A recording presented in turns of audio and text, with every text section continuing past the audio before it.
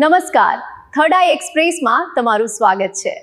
મારી ચેનલને like, share અને સબસ્ક્રાઇબ કરશો। મહુવામાં પેટ્રોલ ડીઝલની અછતની અફવાથી પેટ્રોલ પંપ પર ભીડ। વહીવટી તંત્ર તેમજ પેટ્રોલ પંપના માલિકે પ્રતિક્રિયા આપી।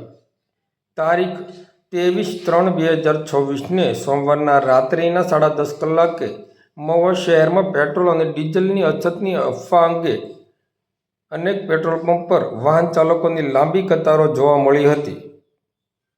મહુવા શહેરના અનેક પેટ્રોલ પંપે લોકો મોટા પ્રમાણમાં પેટ્રોલ અને ડીઝલનો પોતાના વાહનોમાં જથ્થો નખાવવા માટે લાંબી લાઈનોમાં ઊભા રહી ગયા હતા। આ પરિસ્થિતિ વચ્ચે વહીવટીતંત્ર પણ સજાગ બન્યું હતું અને વહીવટીતંત્રએ સ્પષ્ટ કર્યું હતું કે મહુવા સહિત સમગ્ર ભાવનગર જિલ્લામાં પેટ્રોલ અને ડીઝલનો જથ્થો પૂરતા પ્રમાણમાં ઉપલબ્ધ છે અને કોઈપણ પ્રકારની અછત નથી।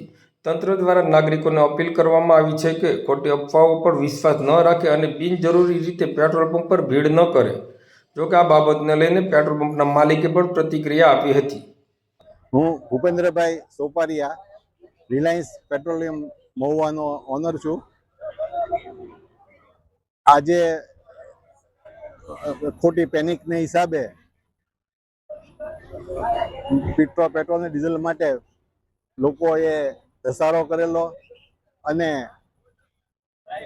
અમે આખો દિવસ બધાને પેટ્રોલ ડીઝલ આપેલા। હજી પણ અમારી પાસે 25,000 લીટર પેટ્રોલનો તથા 12,000 લીટર ડીઝલનો સ્ટોક છે, જેથી કરીને કોઈ પેનિક થવાની જરૂર નથી।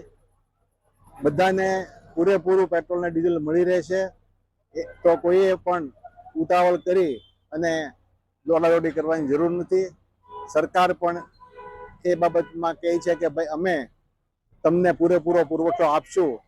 આજે જ સવારે મારી ગાડી અહીંયા આવેલી અને એ ખાલી કરી પેટ્રોલની અને ગઈ છે, પાછી પરમ દિવસે આવશે। તો કોઈએ પેનિક થવું નહીં અને દોડાદોડી કરવી નહીં ખોટી। પેટ્રોલ ના ભાવ આખી દુનિયામાં વધ્યા છે। આપણે ભારતની અંદર હજુ સુધી પેટ્રોલ અને ડીઝલના ભાવ વધ્યા નથી અને વધવાની હજુ કોઈ શક્યતા છે નહીં।